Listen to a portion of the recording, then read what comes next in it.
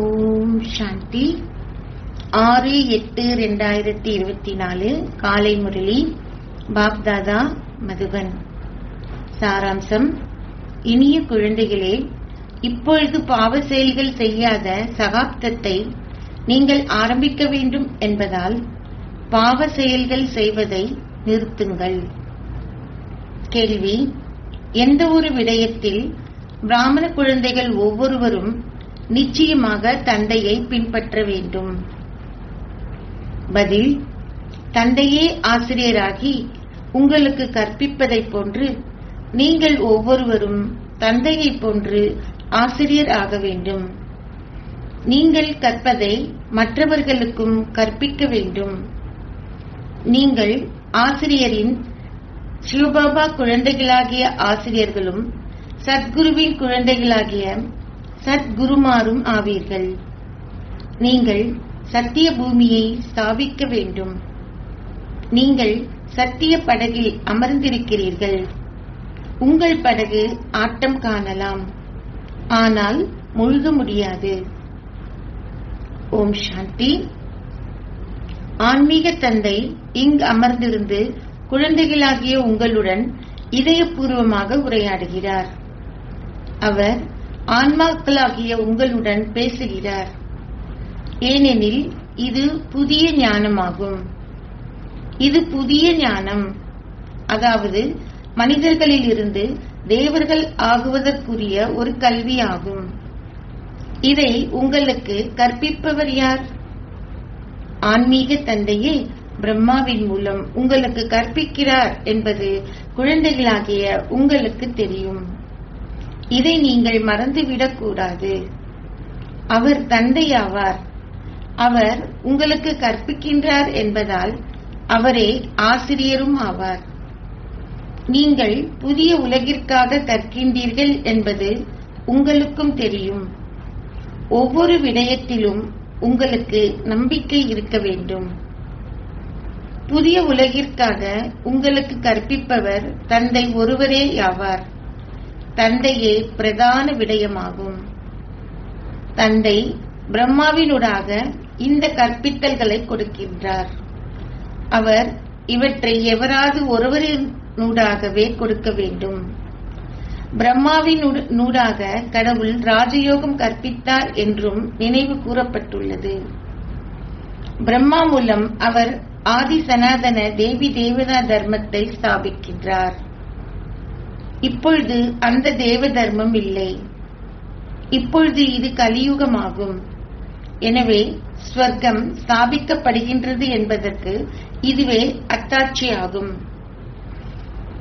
ஸ்வர்க்கத்தில் தேவ தர்மத்தை சேர்ந்தவர்கள் மாத்திரமே இருக்கிறார்கள். இங்கு போல் அங்கே பல சமயங்கள் இருக்க மாட்டாது. அதாவது விநாசம் இடம் பெறுவதால் சத்தியுகத்தில் வேறு சமயங்கள் எதுவும் இருப்பதில்லை. இந்த விடயங்கள் குழந்தைகளாகிய உங்களது புத்தியில் உள்ளன. இப்பொழுது எண்ணற்ற சமயங்கள் உள்ளன. இது இப்பொழுது சங்கமயுகம் என்பதால் தந்தை உங்களை மனிதர்களில் இருந்து தேவர்கள் ஆக்குகின்றார். இது விளங்கப்படுத்துவதற்கு மிக இலகுவான விடயமாகும். திருமூர்த்தியின் படத்திலும் அவர்கள் பிரம்மாவின் மூலமே ஸ்தாபனை இடம்பெறுவதை காட்டுகிறார்கள். இதன் ஸ்தாபனை அது நிச்சயமாக புதிய உலக ஸ்தாபனையாகவே இருக்க வேண்டும். அது பழைய உலக ஸ்தாபனையாக இருக்க முடியாது. தெய்வீக குணங்களை கொண்ட தேவர்களே புதிய உலகில் வாழ்கிறார்கள் என்ற நம்பிக்கை குழந்தைகளாகிய உங்களுக்கு உள்ளது.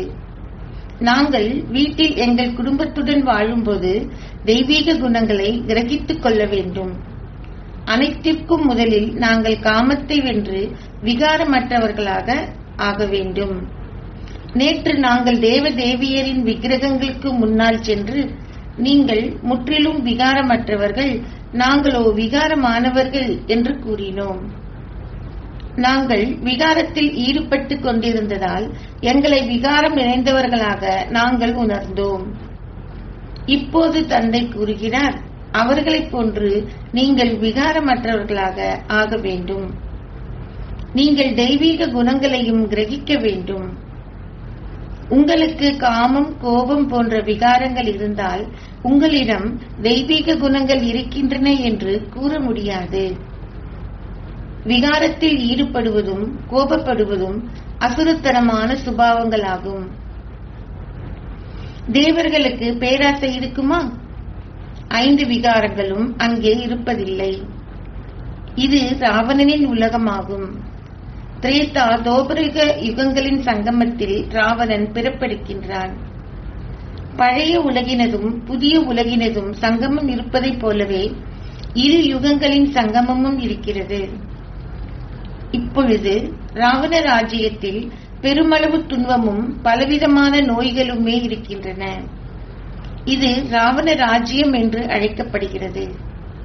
ஒவ்வொரு வருடமும் ராவணனை எரிக்கிறார்கள். பாவ பாதையில் செல்லும் பொழுது அவர்கள் விகாரம் நிறைந்தவர்கள் ஆகின்றார்கள். இப்பொழுது நீங்கள் விகாரமற்றவர்கள் ஆக வேண்டும். இங்கேயே நீங்கள் தெய்வீக குணங்களை கிரகிக்க வேண்டும். அனைவரும் அவரவர் செயல்களின் பலனை பெறுகிறார்கள். குழந்தைகளாகிய நீங்கள் இப்பொழுது எவ்விதமான பாவத்தையும் செய்யக்கூடாது. ஒருவர் பாவச் செயல்களை வென்ற அரசனும், அதாவது விக்கிரமாதித்தன் எனவும், மற்றையவர் பாவச் செயல்களை செய்யும் அரசனும் விக்கிரமனும் ஆவர்.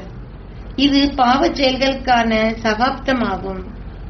அதாவது ராவணனினதும் விகாரமானவர்களினதும் காலமாகும். இதை எவரும் புரிந்து கொள்வதும் இல்லை. எவருக்கும் சக்கரத்தின் கால எல்லை எவ்வளவு என்பதும் தெரியாது. உண்மையில் தேவ தேவியர்கள் பாவச் செயல்களை வென்றவர்கள். 5000 வருடங்களில் விக்கிரமாதித்த மன்னனின் காலம் 2500 வருடங்களும், விக்கிரம மன்னனின் காலம் 2500 வருடங்களும் ஆகும். அந்த மக்களும் அரை சக்கர காலப்பகுதி விக்கிரம மன்னனின் காலம் என்று கூறினாலும் அவர்களுக்கு எதுவும் புரிவதில்லை. விக்கிரமாதித்த மன்னனின் காலம் 1ஆம் வருடத்திலிருந்து ஆரம்பமாகின்றதென்றும், அதனை அடித்து 2500 வருடங்கள் கழிந்ததும் விக்கிரம மன்னனின் காலம் ஆரம்பமாகின்றதென்றும் நீங்கள் கூறுகின்றீர்கள். விக்கிரம மன்னனின் காலம் இப்பொழுது முடிவடைந்து நீங்கள் இப்பொழுது பாவச் செயல்களை வென்ற சக்கரவர்த்தினி ஆகின்றீர்கள். நீங்கள் அவ்வாறு ஆகியதும் விக்கிரமாதித்த மன்னனின் காலம் ஆரம்பமாகும். இந்த விடயங்கள் உங்களுக்கு மாத்திரமே தெரியும். அவர்கள் உங்களிடம் வினவுகின்றார்கள், நீங்கள் பிரம்மாவை ஏன் இவ்விடத்தில் வைத்திருக்கிறீர்கள்? ஓ, நீங்கள் ஏன் அதை பற்றி கவலைப்படுகிறீர்கள்? எங்களுக்கு கற்பிப்பவர் இவர் அல்ல. நாங்கள் சிவபாபாவிடம் கற்கின்றோம். இவரும் சிவபாபாவிடமே கற்கின்றார். எங்களுக்கு கற்பிக்கும் ஒரே ஒருவரே ஞானக்கடல் ஆவார். அவர் சரீர வடிவமற்றவர். அவருக்கு பௌதீக வடிவமில்லை. அதாவது அவருக்கு சரீரமில்லை. அவர் அசரீரியானவர் என்று அழைக்கப்படுகின்றார். அசரீரியான ஆத்மாக்கள் அனைவரும் அங்கேயே வசிக்கின்றார்கள். அதற்கு பின்னர் அவர்கள் இங்கே வந்து சரீரதாரிகள் ஆகிறார்கள். அனைவருமே பரமாத்மாவாகிய பரம தந்தையை நினைவு செய்கிறார்கள். அவரே ஆத்மாக்களின் தந்தை ஆவார். பௌதீக தந்தையை பரமனே என்று அழைக்க முடியாது. இது புரிந்து கொள்ளப்பட வேண்டிய விடயமாகும். பாடசாலை மாணவர்கள் தங்கள் கல்வியில் கவனம் செலுத்துகின்றார்கள். ஒருவர் சட்டத்தரணியாகி தனது அந்தஸ்தை அடைந்ததும் அவரது கல்வி முடிவடைகிறது. சட்டத்தரணியாகிய பின்னரும் அவர் தொடர்ந்தும் கற்றுக்கொண்டே இருப்பார் என்று இல்லை, அவரது கல்வி முடிவடைகிறது. நீங்கள் தேவர்கள் ஆகிய பின்னர் கற்க வேண்டியதில்லை. தேவர்களின் ராஜ்யம் 2500 வருடங்களுக்கு தொடர்கிறது. குழந்தைகளாகிய உங்களுக்கு மாத்திரமே இந்த விடயங்கள் தெரியும். பின்பு நீங்கள் மற்றவர்களுக்கும் விளங்கப்படுத்த வேண்டும். மற்றவர்களுக்கு நீங்கள் கற்பிக்கவில்லையாயின் உங்களை ஆசிரியர் என்று எவ்வாறு அழைக்க முடியும் என்ற அக்கறையை நீங்கள் கொண்டிருக்க வேண்டும். நீங்கள் அனைவரும் ஆசிரியர்கள். நீங்கள் அனைவரும் ஆசிரியரின் குழந்தைகள் என்பதால் நீங்கள் அனைவருமே ஆசிரியர்களாக வேண்டும். இதை கற்பிப்பதற்கு எத்தனையோ ஆசிரியர்கள் தேவைப்படுகின்றார்கள். தந்தை ஆசிரியராகவும் சத்குருவாகவும் இருப்பதைப் போன்று நீங்களும் ஆசிரியர்களே. நீங்கள் சத்குருவின் குழந்தைகளான சத்குருமார் ஆவீர்கள். அவர்கள் சத்குருமார் அல்ல, அவர்கள் குருவின் குழந்தைகளாகிய குருமார்களே ஆவர். சத் என்றால் சத்தியம். பாரதம் சத்திய பூமி என்று அழைக்கப்பட்டது. இது பொய்மையின் பூமியாகும். பாபா மாத்திரமே சத்திய பூமியை ஸ்தாபிக்கின்றார். அவரே உண்மையான சாயி பாபா. உண்மையான தந்தை வரும்போது போலியானவர்களும் தோன்றுகிறார்கள். புயல்களின் ஆட்டம் வரும் என்றும் படகு ஆட்டம் கண்டாலும் அது மூழ்காது என்றும் நினைவு கூறப்படுகிறது. மாயையின் பல புயல்கள் வரும் என்று குழந்தைகளாகிய உங்களுக்கு விளங்கப்படுத்தப்பட்டுள்ளது. அவற்றைக் கண்டு நீங்கள் பயப்படக்கூடாது. மாயையின் புயல்கள் வரும் என்று சந்நியாசிகள் ஒருபோதும் உங்களுக்கு கூற மாட்டார்கள். படகை எக்கரைக்கு இட்டுச் செல்வது என்று அவர்களுக்கு தெரியாது. பக்தியின் மூலம் நீங்கள் சர்க்கதியை பெற முடியாது என்பது குழந்தைகளாகிய உங்களுக்கு தெரியும். தனது பக்திக்கான பலனை கொடுப்பதற்காக கடவுள் வருகின்றார் என்று மக்கள் கூறினாலும் அவர்கள் தொடர்ந்தும் கீழிறங்குகின்றார்கள். நிச்சயமாக பக்தி செய்யப்பட வேண்டும். நல்லது. கடவுள் வந்து கொடுக்கும் பக்தியின் பலன் என்ன? நிச்சயமாக அவர் சத்கதியையே வழங்குகின்றார். இவ்வாறு மக்கள் கூறினாலும் எப்போது எவ்வாறு அவர் அதை வழங்குவார் என்பது அவர்களுக்கு தெரியாது.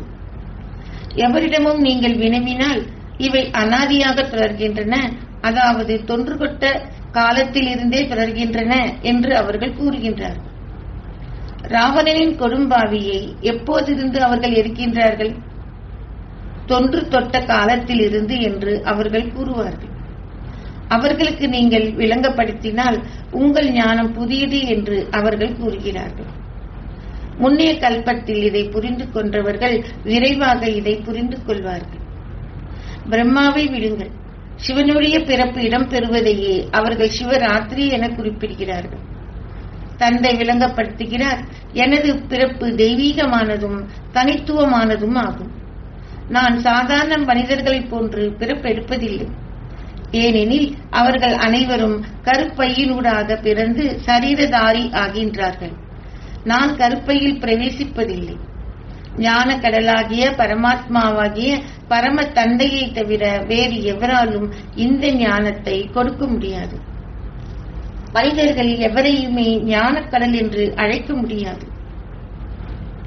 அசரீரியான அந்த ஒரே ஒருவருக்கு மாத்திரமே இந்த புகழ் உரியது. அசரீரியான தந்தை ஆத்மாக்களாகிய உங்களுக்கு கற்பித்து விளங்கப்படுத்துகிறார். ராவண ராஜ்யத்தில் உங்கள் பாகத்தை நடிக்கும் பொழுது ஆத்மாக்களாகிய நீங்கள் சரீர உணர்வுடையர்கள் ஆகின்றீர்கள். ஆத்மாவை அனைத்தையும் செய்கின்றார் என்ற ஞானத்தை நீங்கள் மறந்துவிட்டீர்கள். இவையெல்லாம் அவயங்களே. நான் ஒரு ஆத்மா. நான் விரும்பினால் இந்த அவயங்களை இயக்கவோ இயக்காதிருக்கவோ முடியும். அசரீரி உலகில் ஆத்மாக்கள் சரீரங்கள் இன்றி இருக்கிறார்கள். இப்பொழுது உங்களுக்கு உங்கள் வீட்டை தெரியும். வீட்டை கடவுள் என்று அவர்கள் நினைக்கிறார்கள். அவர்கள் பிரம்ம தத்துவத்தின் ஞானத்தையும் ஏனைய தத்துவங்களை பற்றிய ஞானத்தையும் கொண்டிருப்பவர் ஆவார்கள். அவர்கள் கூறுகிறார்கள், நாங்கள் பிரம்ம தத்துவத்துடன் இரண்டர கலந்து விடுவோம். தாங்கள் பிரம்ம தத்துவத்தில் வாழ்வதாக அவர்கள் கூறியிருந்தால் கடவுள் வேறான ஒருவராக கருதப்பட்டிருப்பார். ஆனால் அவர்களோ பிரம்ம தத்துவத்தையே கடவுள் என்று கருதுகிறார்கள். இதுவும் நாடகத்தில் நிச்சயிக்கப்பட்டுள்ளது. அவர்கள் தந்தையையும் மறந்துவிடுகிறார்கள். அந்த ஒரே ஒருவரே சொர்க்கத்தை படைப்பவர் என்பதால் உங்களை உலக அதிபதிகளாக்கும் தந்தையை நீங்கள் நினைவு செய்யக்கூடாதா? இப்பொழுது நீங்கள் அதிமங்களகரமான சங்கமயுகத்து பிராமணர்கள். இப்பொழுது நீங்கள் அதிமேலான மனிதர்கள் ஆகிறீர்கள். அதி கீழான நிலையில் உள்ள மனிதர்கள் அதிமேலான மனிதர்களை வீண்டு வணங்குகிறார்கள். தேவர்களின் ஆலயங்களுக்கு சென்று அதிக அளவு புகழ் பாடுகிறார்கள். நாங்கள் மீண்டும் ஒருமுறை தேவர்கள் ஆகிறோம் என்பது இப்போது உங்களுக்கு தெரியும். இது மிகவும் எளிமையான ஒன்று. பல்ரூப வடிவம் உங்களுக்கு விளங்கப்படுத்தப்பட்டிருக்கிறது. பல்வகை சக்கரமும் உள்ளது. அம்மக்கள் பிராமணர்கள், தேவர்கள், சத்திரியர்களை நினைவு கூறுகிறார்கள். லட்சுமி நாராயணன் போன்றவர்களின் விக்கிரகங்கள் உள்ளன. தந்தை வந்து அனைவரையும் திருத்தம் செய்கிறார். உங்களையும் அவர் திருத்தம் செய்கிறார். ஏனெனில் பிறவி பிறவியாக பக்தி மார்க்கத்தில் நீங்கள் என்னென்ன செய்தீர்களோ அவை தவறானதே ஆகும். இவ்வாறே நீங்கள் தமோ பிரதானமாக ஆகினீர்கள். இதுவே அதர்ம உலகம். இது ராவண ராஜ்யம் என்பதால் இங்கே துன்பத்தை தவிர வேற எதுவுமே இல்லை. அனைவரும் விகாரமானவர்களாக இருக்கிறார்கள். ராவண ராஜ்யம் அதர்மமானது, ராமராஜ்யம் தர்மம் நிறைந்தது. இது கலியுகம், அது சத்யுகம். இது புரிந்து கொள்ளப்பட வேண்டும். ஸ்ரீபாபா எந்த புராணங்களை ஏனும் மேற்கோள் காட்டுவதை நீங்கள் கண்டிருக்கின்றீர்களா? அவர் தனது சொந்த ஞானத்தை உங்களுக்கு கொடுத்துள்ளார். அத்துடன் படைப்பின் விளக்கத்தையும் உங்களுக்கு கொடுத்துள்ளார். புராணங்களை கற்று அதை மற்றவர்களுக்கும் எடுத்துரைப்பவர்களின் புத்தியில் புராணங்களே இருக்கின்றன. எனவே அனைவருக்கும் சந்தோஷத்தை அருள்பவர் ஒரே ஒரு சிவபாபாவே. அவர் மாத்திரமே அதிமேலான தந்தையாவார். அவரே பரமாத்மாவாகிய பரம தந்தை என்று அழைக்கப்படுகிறார். எல்லையற்ற தந்தை நிச்சயமாக உங்களுக்கு ஓர் எல்லையற்ற ஆஸ்தியை கொடுக்கின்றார். 5000 வருடங்களுக்கு முன்னர் நீங்கள் சொர்க்கவாசி ஆகினீர்கள். இப்பொழுது நீங்கள் நரகவாசிகளாக இருக்கின்றீர்கள். ராவண ராஜ்யத்திலும் சக்கரவர்த்திகளும் அரசர்களும் இருக்கிறார்கள். அவர்கள் மிகச் செல்வந்தர்களும் ஏனையோர் குறைந்தளவு செல்வந்தர்களும் ஆவார்கள். அவர்களை சூரிய வம்சத்தினர் என்றோ சந்திர வம்சத்தினர் என்றோ அழைக்க முடியாது. அவர்கள் மத்தியில் செல்வந்தர்களாக இருப்பவர்கள் சக்கரவர்த்தி என்ற பட்டத்தை பெற்றுக் கொள்கிறார்கள். குறைந்தளவு செல்வத்தை கொண்டவர்கள் அரசர்கள் என்ற பட்டத்தை பெற்றுக் கொள்கிறார்கள். இப்பொழுது மக்களாட்சியே இடம்பெறுகிறது. பிரபுவோ அதிபதியோ இல்லை. பிரஜைகள் தங்கள் அரசனே தமக்கு உணவளிப்பவராகவும் அனைத்தையும் வழங்குபவராகவும் கருதினார்கள். இப்பொழுது அதுவும் மறைந்துவிட்டது. இப்பொழுது மக்களின் நிலைமையை பாருங்கள். அதிக அளவு சண்டையும் சச்சரவுகளுமே காணப்படுகின்றன. இப்பொழுது நீங்கள் புத்தியில் ஆரம்பத்திலிருந்து இறுதி வரைக்குமான சகலமான ஞானமும் இருக்கிறது. இப்பொழுது படைப்பவராகிய தந்தை நடைமுறை ரீதியாகவே இங்கு வந்துள்ளார். அதன் பின்னர் பக்தி மார்க்கத்தில் இதை வைத்து ஒரு கதை எழுதப்படும். நீங்களும் நடைமுறை வடிவில் இப்பொழுது இங்கே இருக்கிறீர்கள். அரைச்சக்கர காலத்திற்கு நீங்கள் ஆட்சி புரிவீர்கள். பிற்காலத்தில் அது ஒரு கதையாகிவிடும். உங்கள் விக்கிரகங்கள் இன்னமும் இருக்கின்றன. அவர்கள் எப்போது ஆட்சி புரிந்தார்கள் என்று எவரையேனும் கேட்டு பாருங்கள். 100,000 கணக்கான ஆண்டுகளுக்கு முன்னர் என்றே அவர்கள் பதிலளிப்பார்கள். சன்னியாசிகள் துறவற பாதையை சேர்ந்தவர்கள். நீங்கள் தூய இல்லற ஆசிரமத்தை சேர்ந்தவர்கள். அதன் பின்னர் நீங்கள் தூய்மையற்ற இல்லற ஆசிரமத்திற்கு செல்ல வேண்டும். ஸ்வர்க்க சந்தோஷத்தை பற்றி எவருக்குமே தெரியாது. சந்நியாச மார்க்கத்தில் இருப்பவர்களால் இல்லற பாதையை பற்றி எதையுமே கற்றுக் கொடுக்க முடியாது. ஆரம்ப காலத்தில் அவர்கள் காடுகளில் வசித்தார்கள். அப்பொழுது அவர்களுக்கு அந்த சக்தி இருந்தது. அவர்களுக்கு காடுகளுக்கு உணவு எடுத்துச் செல்லப்பட்டது. இப்பொழுது அவர்களிடம் எந்த சக்தியும் இல்லை. அதேபோல் அங்கே உங்களிடம் ஆளும் சக்தி இருந்தது. இப்பொழுது அந்த சக்தி எங்கே? நீங்கள் அதே நபர்கள் இல்லையா? இப்பொழுது உங்களிடம் அந்த சக்தி இல்லை. பாரத மக்களின் ஆதி தர்மம் இப்பொழுது இல்லை. இப்பொழுது அதர்மமே உள்ளது. தந்தை கூறுகிறார், நான் வந்து தர்மத்தை நிலைநாட்டி அதர்மத்தை அழிக்கின்றேன். அதர்மமானவர்களை நான் தர்மமானவர்களாக ஆக்குகிறேன். எஞ்சியிருக்கின்ற அனைத்தும் அழிந்துவிடும். இருப்பினும் குழந்தைகளாகிய உங்களுக்கு தந்தை விளங்கப்படுத்துகிறார். அனைவருக்கும் தந்தையின் அறிமுகத்தை கொடுங்கள். தந்தை ஒருவரே துன்பத்தை நீக்கி சந்தோஷத்தை அருள்பவர் என்று அழைக்கப்படுகிறார். நீங்கள் முற்றாக சந்தோஷத்தை இழக்கும் பொழுதே தந்தை வந்து உங்களை சந்தோஷமானவர்களாக ஆக்குகிறார். இந்த நாடகம் அனாதியாக ஏற்கனவே நிச்சயிக்கப்பட்டது.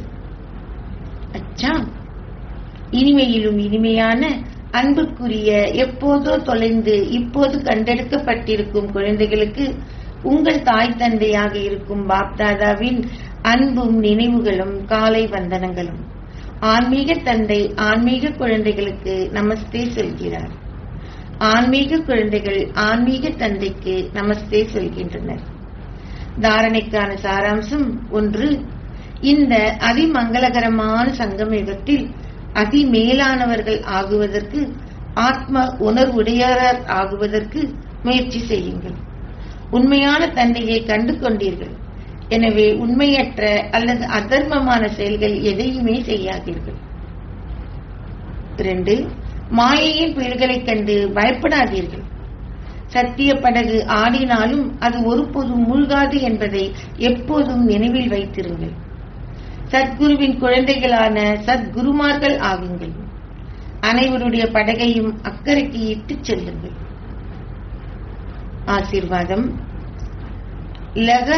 இலகு யோக ஆன்மீக பயிற்சியை செய்வதன் மூலம் வசதிகளினால் பரிசோதனை செய்து அவற்றை வெற்றி கொண்ட ஓர் ஆத்மா ஆவீர்களாக. இலகு யோக ஆன்மீக முயற்சியை செய்வதன் மூலம் வசதிகளினால் பரிசோதனை செய்து அவற்றை வெற்றி கொண்ட ஓர் ஆத்மா ஆகுவீர்களாக. சகல வசதிகளையும் கொண்டிருந்து அவற்றை பரிசோதனை செய்கின்ற வேளையில் உங்கள் யோக ஸ்திதியை தளம்பலடைய செய்யாதீர்கள். ஒரு யோகியாகி பரிசோதனை செய்தலே பற்றறுத்திருத்தல் என கூறப்படுகிறது. ஒரு கருவியாகி அனைத்தையும் செய்து கொண்டிருக்கின்ற வேளையில் எந்த ஒரு கவர்ச்சியிலிருந்தும் விடுபட்டு பரிசோதனை செய்யுங்கள். உங்களுக்கு எந்த ஒரு ஆசையும் இருந்தால் அந்த ஆசை உங்களை நல்லவராக்க மாட்டாது என்பதுடன் உங்கள் நேரம் முயற்சி செய்வதிலேயே கழிந்துவிடும்.